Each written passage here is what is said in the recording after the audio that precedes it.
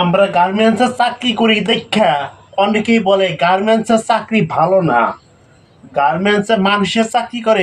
আরে ভাই, শতকরা 99% লোক গার্মেন্টসের চাকরির সাথে জড়িত আছে। গার্মেন্টসের চাকরিকে অবহেলা করবেন না। এখন গার্মেন্টসে একজন শিক্ষিত লোক মন মেধা দিয়ে যদি সে কর্ম করে, তার স্যালারিটা দ্বিগুণ পাবে। কিন্তু একটা সরকারি চাকরি নিতে গেলে, ওই স্যালারিটা পেতে গেলে তার অন্তপক্ষে 8-9 লক্ষ টাকা ঘুষ দিতে হবে।